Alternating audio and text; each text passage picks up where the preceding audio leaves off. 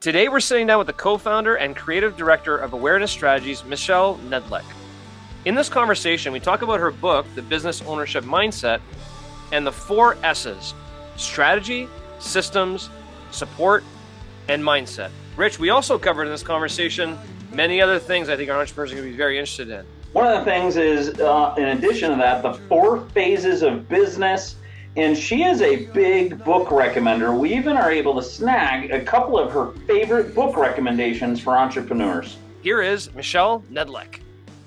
Michelle, welcome to the Entrepreneurs United podcast. Excited to talk with you today. You're a serial entrepreneur, probably the definition of a serial entrepreneur from your background and bio, but also you help entrepreneurs double their profits and revenue. And you got my attention by that line alone. Can you please tell us a little bit about what you're doing today? Absolutely. So I am the co-founder of our company, Awareness Strategies, and I am acting as the creative director of it, which means I get to go out and play in podcasts and all sorts of fun things. And meanwhile, my partners get to stay back and do all the real work, which is digital marketing tech done for you.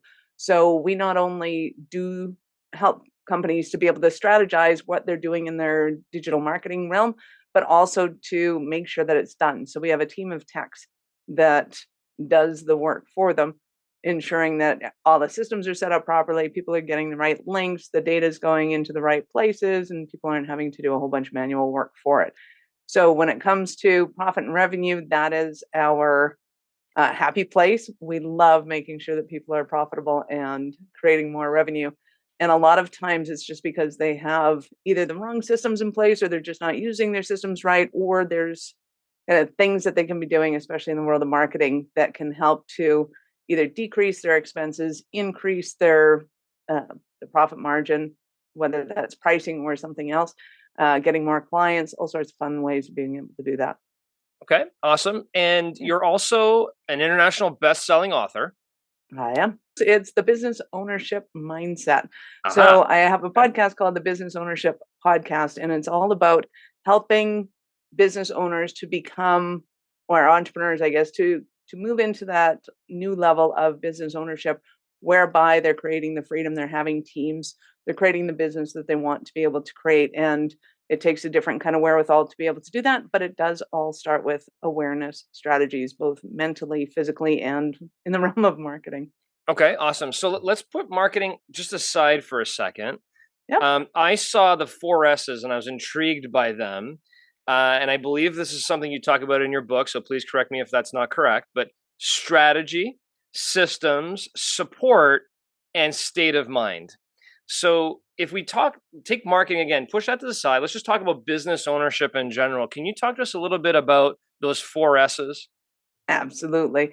I love talking about those 4 S's because when it comes to, like I said, building a business that's self-supporting, it has to start off with a strategy. If you don't have a strategy to do that, we see it time and time again when entrepreneurs are in business for 4 and 5 years and they're struggling, they're stuck, they're not getting where they want to go. They're like, I thought this was going to be easier. And it's often true. It can be a lot easier, but it starts with this strategy. Where do you really want to go? What do you really want to create? And getting some support in understanding how you can create that just from a simple plan on paper first. Then we move into the systems of what systems need to be in place in order for that to be able to happen. And systems are everything from the paper trails you leave to the technology that you set up. It's everything where there's an interaction in your business. And that may seem a little overwhelming to some people, but they're actually doing a lot more systems than they need to. We actually want to hone that in. Second of all, third of all, they're going to need some support in that realm. And that can be the people that they're hiring. It can be the people that they're contracting out to. It can be the support system, like coaches and things like that they have. But you need to have people. Nobody creates $1 million business or more without it. Certainly not an independent business without it. And then finally, the mindset is you need to wrap your head around all of this, because some people just listening to me, their head just went poof. So if that's the case, working with us is going to take them to a whole new level of poofdom. And we want to make sure that we can keep them contained as much as possible, having fun. And then, of course, this becomes cyclical, that you're always working on these 4 elements. And that's how you move into the scaling setup of your business. And that was the focus of that. Now, to exit your business, there's a few other things that have to be taken into account, but we can certainly talk about those too. Okay, so if I had a visual diagram of the four S's, right? It's strategy goes to systems, goes to support, goes to mindset, and it just kind of keeps repeating, rinse and repeat those four S's over and over and over again. And I'd like to maybe just take a second to dive a little bit more into those. And I'm going to keep again systems a little bit to the side for a second, 'cause I think that's going to Yeah. come back in further conversation.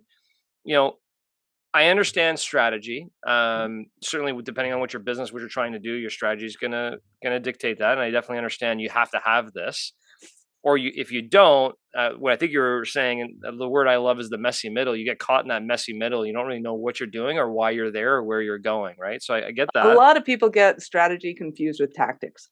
They Mm, think if they have a string of tactics, that that's their strategy. And it's true. yeah. It is, but it's a bad one.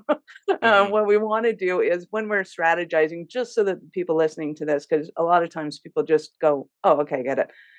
Strategy is knowing where you are, knowing the end game, and knowing how to get from A to B in the fastest, simplest, most economical form. And it's brainstorming what that actually looks like so that you can then put the tactics in place to be able to implement that. And then, of course, the tasks of who does what, when, where, why, how. Yeah. Okay. Perfect. That's great. And certainly, yeah. How do you get from point A to point B where you're going? I'm curious, when you work with entrepreneurs on their strategy.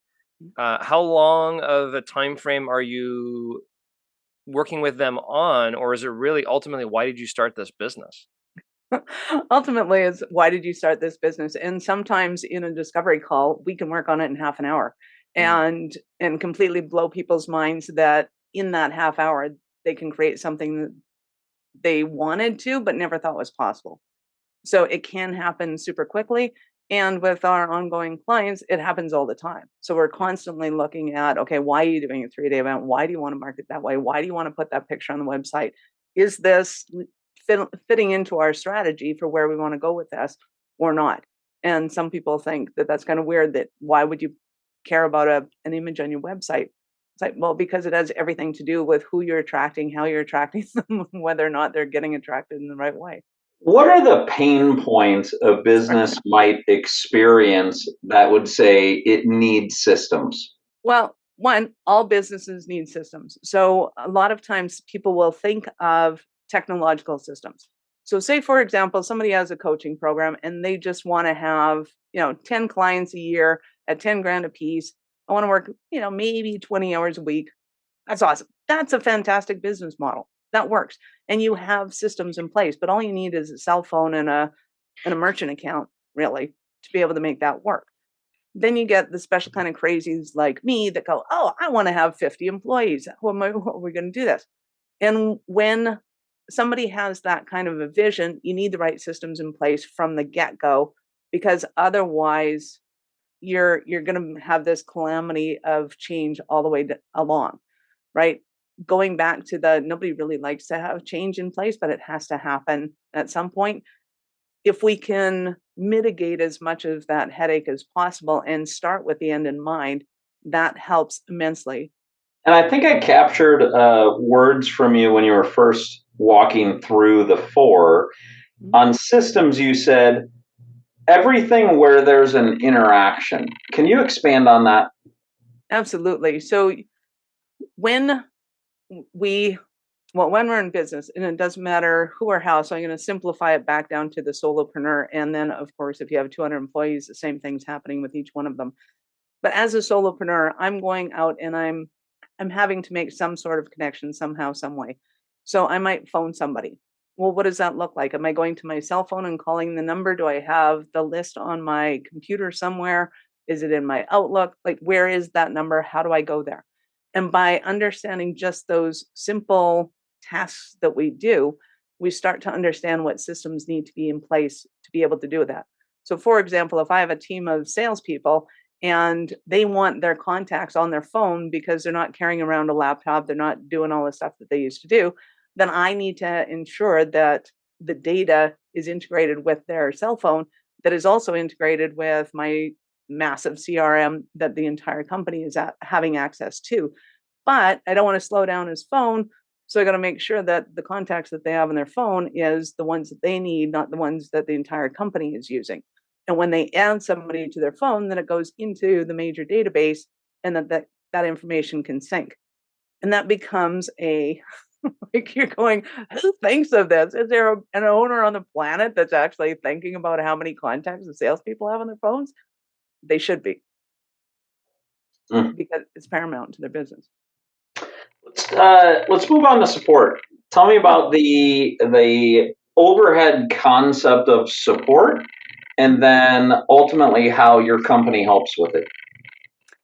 Well, overall, support can be anything. So when, again, we'll come back to the solopreneur starting in business, they're doing a bunch of stuff and it seems to be working great. But in order to be able to get more clients, get more leads, they're looking at it like, I'm going to have to double what I do. I'm already working 60, 80 hours a week. I'm not going to work 120, 160 hours a week. So they're looking at bringing somebody on.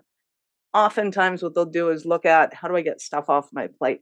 And you're starting to figure out how to eliminate tasks that you don't want to do, eliminate tasks that you should no longer be doing, or how to duplicate yourself so that when you're having the exact same conversation three times or more, as my father used to say, once is an accident, twice is a mistake, three times it's a habit. You start getting in the habit of answering the same question. You want to either write it down so that you can cut and paste. You want to take a video of it so that you can send that video out. You want to have some way that you're not taking all of that time to do the exact same thing over and over again. You want to be creative. You want to be um, doing the interesting things you do. So anytime you have that connection with another task, with another person, with another anything, you want to look at how that paper trail flows, how that data flows, how that communication flows, whatever it might be. Does that And help?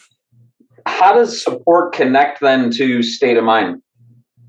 Absolutely. Well, if you've ever started a business on your own and you've ever had to go, okay, here's my baby, and I want you to take care of it, but I want you to take care of it the way I take care of it.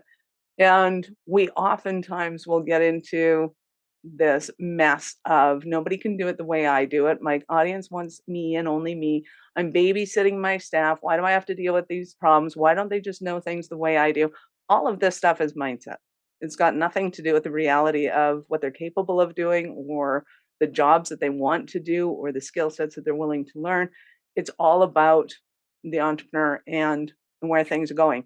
And when people realize that if there's a problem in their business, it usually has something to do with the way the top gun is thinking. I think it's a phenomenon that we should be talking about. Yeah. The idea that the amount of times you've heard, Rich, you've heard, and I've heard an entrepreneur say, quote, exactly what you just said. I mean, I've heard it exactly the way you said it. Nobody can do it the way I do. My team just doesn't understand. I can't, for whatever reason, like no one here can really do it the way I did it. And I guess I just got to do it myself if I'm going to get it done right, and so on and so forth. I agree it's mindset. There's no question it's mindset. But what in their mind needs to shift, and maybe what in their strategy and systems and support needs to shift in order for them to get out of that mindset loop? Because I've found, and I don't know if you guys have found the same thing, even though I tell them it's their mindset and it doesn't change, 3 months later, they're saying the same thing over and over again, and they Yeah, can't get themselves out of the weeds of their business. How do you work with entrepreneurs to help them through that? absolutely. Well, I used to help entrepreneurs a lot through coaching. Now I just send them to books and they'll go read them. Okay. But being able to first off understand that there is a mindset to being an entrepreneur. So backing up the bus, going back to the book and understanding the mindset I talk about, there's few stages in life that we go through. First off, we start off as a consumer. We're eating, we're drinking, we're taking stuff from the universe, bringing it in. We've got to do that. That's how we learn. That's how we grow. Life is good. At some point, some of us get to, it's like, hey, if I had more money, I might be able to buy more things that I want, or have more access to the services, the places, whatever it is that they want to go to. Money makes the world go round. And when we understand that money is simply a exchange of value, I value this thing this much, therefore I'm willing to give you this many things in order to get that much back. from you. That's all it is. So if I'm going, hey, I'm creative, I could do something, I could get a paper run, I could sell lemonade, I could, whatever, get a job. Then we go and do that and make some money. Usually for the masses, they go out and get a job. So now we're getting money. We have this agreement. I will do X amount of work and you will pay me X amount of money. And at the end of the day, I get to get out of here, go spend my money, and we're all happy. That works for so long. And it has a certain rules to the game that create success. The rules of the game are do what I ask you to do and do it the way I ask you to do it. We're both happy. And then eventually we get to the point where, hey, we're really good at that and we can move into management. Somebody recognizes us and goes, hey, you are the best at this. I want you to teach other people how to do it, which, by the way, is a really bad idea, but that's how it usually Yep. goes down. Or they go, hey, I'm not really catching on to this, but I can see where the systems could be easier. I can see how it could be possible. Move me into management and I'll get these guys working better, harder, faster for you. And we get promoted into management. Rules of the game in management are slightly different, but still very familiar because you still have to do what somebody above you tells you to do it in a way that they're telling you to do it with a little bit of creativity and get that result.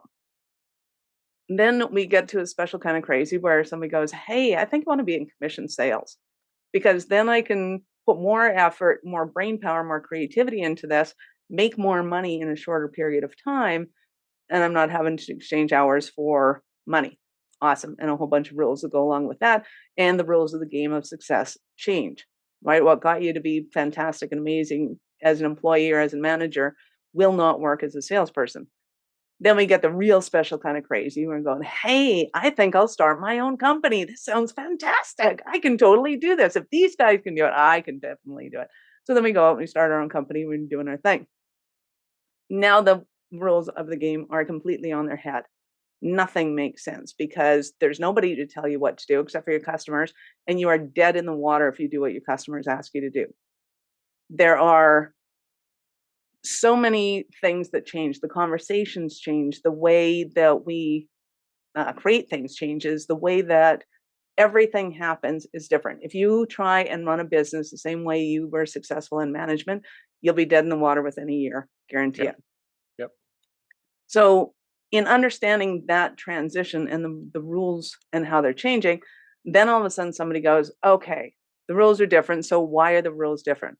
Well, like I just told you, that issue that you were having when you think that nobody can do it the way you do, or that your clients need you doing it this exact way, that's all ego, dude. Like there is nothing more to that than ego because it's not true. You don't go to Walmart expecting the owners to deliver your service ever. In fact, I don't know if anybody's ever seen them. Maybe they're imaginary. We've heard about them, but they're just stories, right? And then you trickle down to every other business. It's not about they need to do business from me. It's about how do you do business and how do you replicate how you do business so that every time I go into a Domino's pizza, I can expect the same quality pizza, the same quality food with the same structure of sausages that every other Domino's has ever had. We want that repeatability. The issue is, now let's back up the bus a bit. There's 4 stages of business. One is that startup stage where everything is me experimenting and seeing what works. And I have this idea and I think these are the people that are going to buy it from me. And it doesn't always turn out that way, right? Sometimes I go out and going, hey, this would be perfect for stay-at-home moms. And then meanwhile, 15-year-old girls are buying it off the shelf. So we need to have that spaghetti stage where we're throwing stuff up against the wall. And then we get into the growth stage where we start to realize, hey, I have, 5 or 10 people buying this and they fit that demographic. What if we went after them? Now, you may have a lot more data than that, which is awesome, but you can start small. So then you get into the growth phase where you're just focused on that audience and selling to them. So now we change the messaging from stay-at-home moms to 15-year-old girls, and we start to change the colors up and stuff and make it more attractive to 15-year-old girls. Now we're selling like gangbusters. This is awesome. This is when most entrepreneurs get bored out of their mind because they're like, same shit every day. Really? Do I have to do that? I'm so sick of dealing with these people. Yeah, and it's profitable. So get somebody in to deal with customer service and doing all the stuff you don't like to do so that you can become profitable and this becomes a machine. Once this becomes a machine and we start stripping off all the excess, now we can get into scaling, because now I have a predictable sales process that I can either hire more salespeople, I can do affiliate marketing with them, I can do Facebook ads until the cows come home, because now the Facebook ads work. I know predictably I can throw $10 at it and I get $20 back. Awesome. Do that all day long. And then it gets to a point where you get the attention of enterprise and you're like, okay, how do I position this for sale? Because just because it's creating phenomenal income for you doesn't mean it's a sellable commodity or that somebody wants to buy it the way it is. And then we got to look at whatever changes come into that phase. So I think it's important to identify which stage your business is at, because again, the mindset of what's going on in those phases is totally different. Yeah, so that was a very in-depth answer. We go through a journey in our life, and I'm thinking through an example of an entrepreneur who said this to me recently. Nobody can do it the way I can. Mhm. And that person was a great producer themselves, but never even transitioned, and maybe transitioned to a little bit of management. Sorry, they transitioned to a little bit of management, and maybe they were a good manager, but now they're the owner of their business, and now all the pressure's on them, and they are still back in their producer mindset. And the rules have changed along their journey, like you said, and they haven't adapted.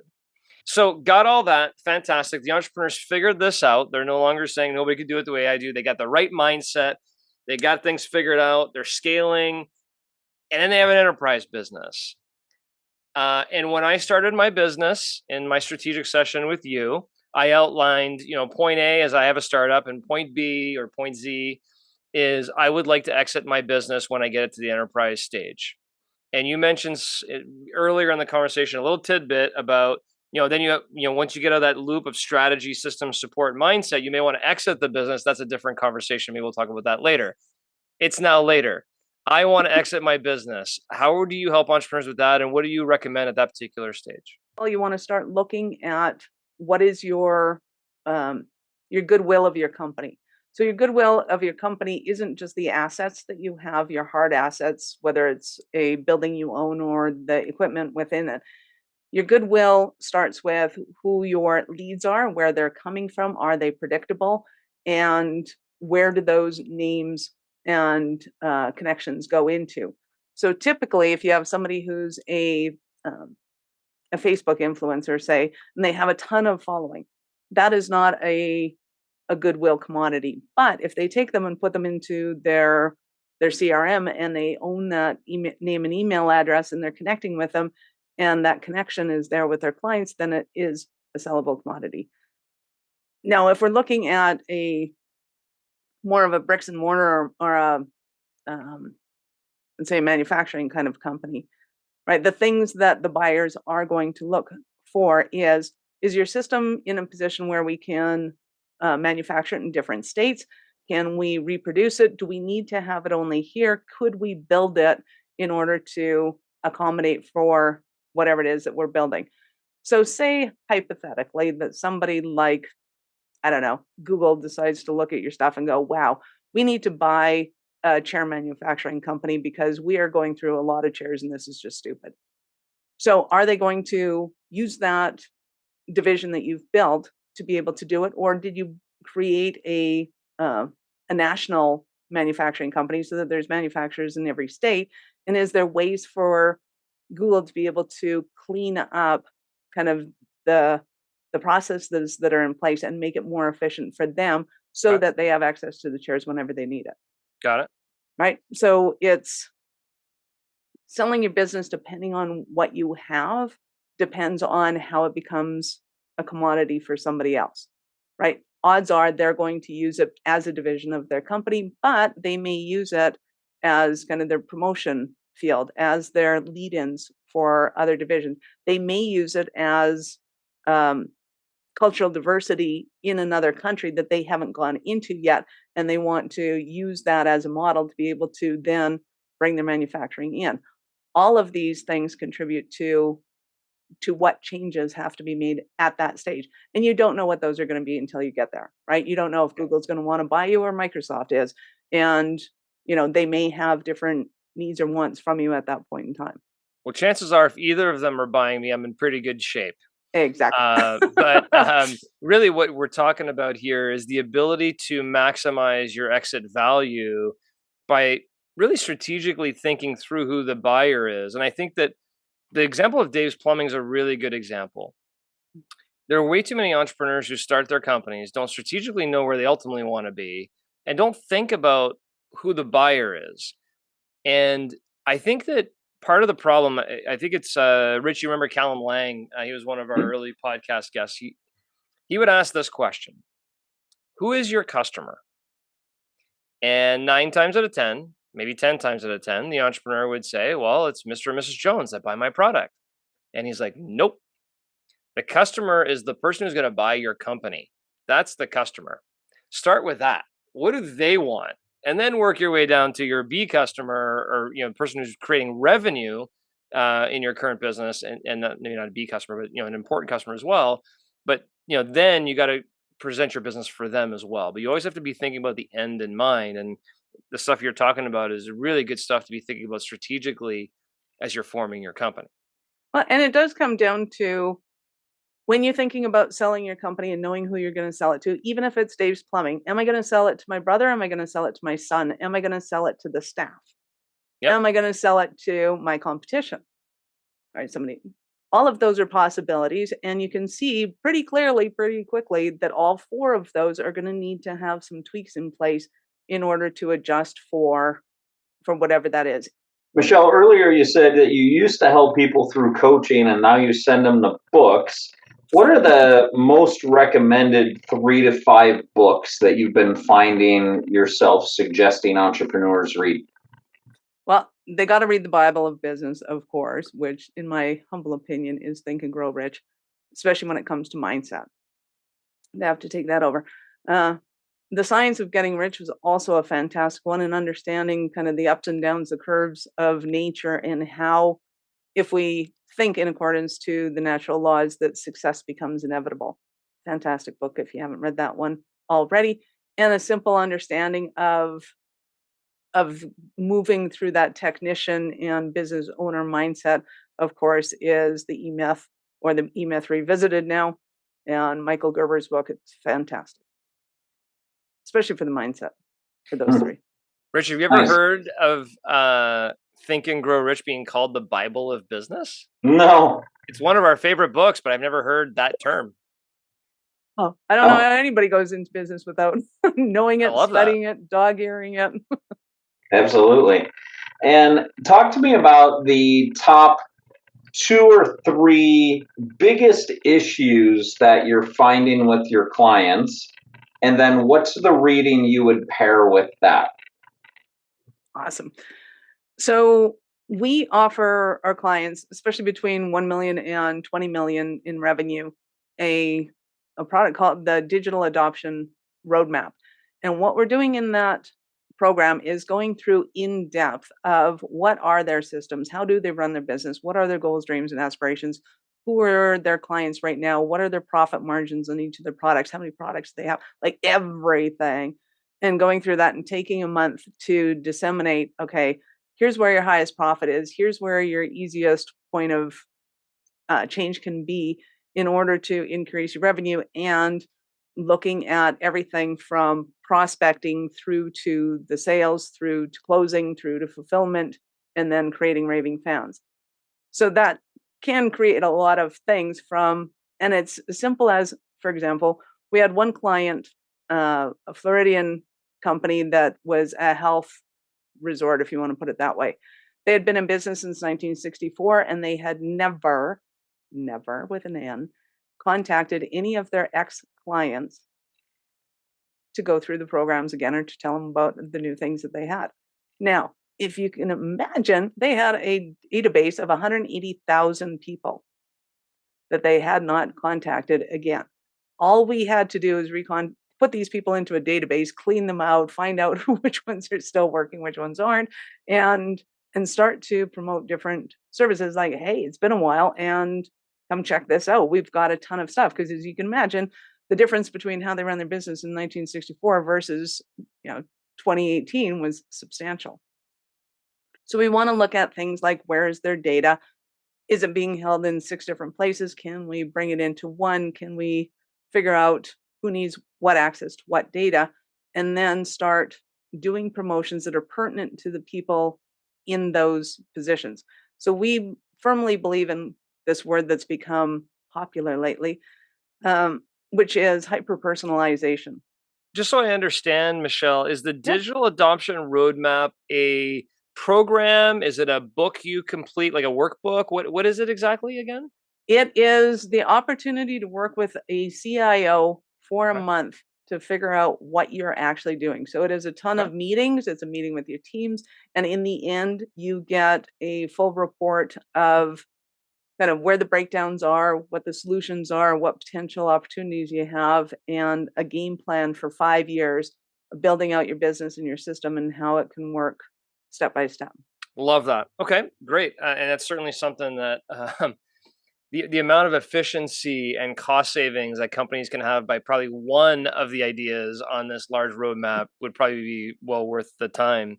Quick little rapid fire. I'm just curious.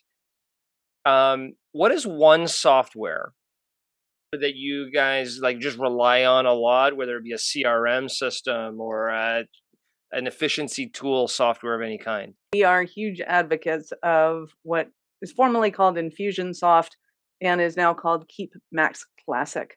It is kind of sort of like Salesforce's full program, except for it's built for companies that have, from solopreneur to 100 internal employees.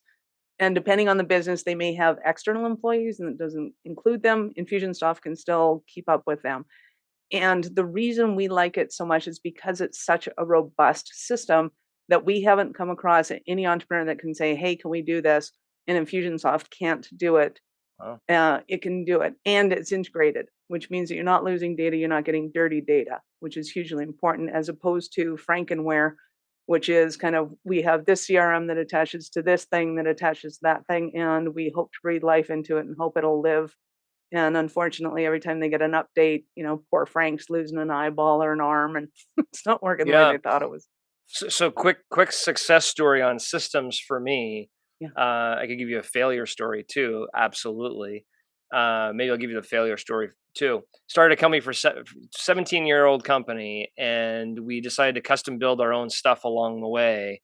And every year rebuild, and oh, that version's old. Oh, we got to rebuild it again. And started doing all this stuff, and it was always a dogfight to try and get the system where we wanted to be, and cost us tons of money. Company B has been around for 20 some years now. And 2 years into that company, we set up on Salesforce.com. And it was the best thing that company ever did. Everything's integrated in one system 20 years later. I mean, so when you talk about Infusionsoft being kind of like a Salesforce light system where you can actually manipulate it, edit it, API probably to things, change your Yep. forms, do whatever you need to do. Never even heard of it before, but Salesforce unfortunately has become cost prohibitive for small companies with their licensing costs and everything else. So that's really awesome, and appreciate you sharing that. That could be something that could really help our entrepreneurs. Well, and I love Salesforce in that years ago when they started, they were affordable to small business, and they have put so much money, time, and attention into their systems that they have become the name in sales funnels and marketing for enterprise companies. Like Yep. they are the go-to. There is nothing like them because they've built it right, they've done it right. And the same thing has happened with Infusionsoft is they started with this nugget of, hey, can we send out some emails, and grew it to, I think at their max, they were like Mhm. something like 500 employees and, doing millions of dollars in business to the point where they had to go to Salesforce and their internal systems because they outgrew their own system. Yep. But it itself works phenomenally, especially when you have a team looking after it. The bane of the entrepreneur's existence is having to go in and figuring out the tech themselves. It's like, dude, unless your brain works like a technician, that's not your job. That's not your business. Go read The E-Myth by Michael Yep. Gerber and figure out that that's not your niche, right? If odds are pretty good that your game is going out and doing the thing that you sell, and everything else, the bookkeeping, the tech, should all go to people that are fit for that job. Yeah, love that. Michelle, how can people learn more about you and your business and your books and everything else? Awesome. Well, we would love it if they go to awarenessstrategies.com. We have a website audit there, which is $500 regularly, but we'll give to the gifts of people that listen to this and go and check it out. It's about a 30-40 page report, depending on how big your website is. And it gives you all the red lights, yellow lights, and green lights from a browser perspective. So Google right now happens to be the gods of that. That may change. But right now, if you're doing things against the rules of Google, they will stop you. You will not be seen. They will put up all sorts of fun things saying, don't go to the site, it's dangerous. You want to get rid of those right away. Those are your red flags. Your yellow flags are where they're going, you're not doing so bad, and they'll let some traffic through, but it's really slow and it's not that hot. Good news is you probably have some green light things too that are giving you good traffic and it's going through at that point. Yeah, you want to keep your green lights going. You want to fix your red lights right away, and you want to prioritize your yellow light in due course. So love to help you with that. After you're done that, you'll get a discovery call with me, and I can either explain it to you, we can strategize. We'll have a ton of fun with it. Awesome. Michelle, thanks for your time today. Really appreciate it. Thank you for having me. Please stick around for a few more minutes while Rich and I break down this episode. You're a consumer, you get a job, become a manager, maybe you go commission after that, and then you become a business owner. But why did you become a business owner? Why don't you just have a job? And too many businesses and business owners get started because they want to control their own job. Not because they want to exit down the road. They want to basically buy themselves a job where they are the boss of their job. But if they get further down that pathway and they start thinking about exiting their business, they may have certain limitations they put on themselves because their business isn't prepared to exit. And I think that was the point she was trying to make, is you have to have a business that's prepared to exit. You can't just wait till the end. Well, one of the things that I picked up that I have highlighted on my notes was in the systems piece of strategy, system, support, and state of mind. And I asked her a follow-up question on it. Was everything where there's an interaction needs a system? Yeah. I think that's a really intriguing filter to look in the business and see where there are interactions, not just with the customer, but internal interactions where something's getting hand off from one to another. There's an interaction online. There's an interaction or an exchange of information, something going into a file folder. Like all of these interactions, I bet if we were to document all the interactions, there are tens of potentially hundreds of interactions that have no system, no strategy, and we're relying on the tribal knowledge of a person and hoping that they don't end up leaving the business because the next person in that seat, it'll take them a long time to onboard and create their own system. Yeah, absolutely. And I think that's the power of what Michelle is doing with this digital adoption roadmap. Every entrepreneur listening to this conversation does not have perfect systems throughout their entire business. As a matter of fact, they're probably lacking a ton of systems in their process. But where do you start? If you implement one system to correct one issue you're dealing with, and you're not looking at a full roadmap of your entire architecture of all the interactions to come up with that system, that may be the wrong decision. So really love the way that they talk through the digital adoption roadmap, how you should be looking at it philosophically from a holistic picture in order to figure out what the best ways to have your systems and what team needs to be there to support it and so on and so forth. And use the word support there. And I know you and I are big believers in getting a team of the right support people around us. I thought it was very astute of her to say the first piece of support or first individual of support she'd recommend for most people is a bookkeeper. Now, she doesn't have a preference for bookkeeping herself, but not many entrepreneurs do. And often it's the executive assistant that people go to first, or it's a salesperson they go to first. I thought it's very astute to think, bookkeeper first. Let's have clean financials so that I can go interpret them. Well, I think it all covers under the one quote she said, which is eliminate tasks you don't want to do or should not be doing. That speaks to system. That speaks to team. That speaks to mindset.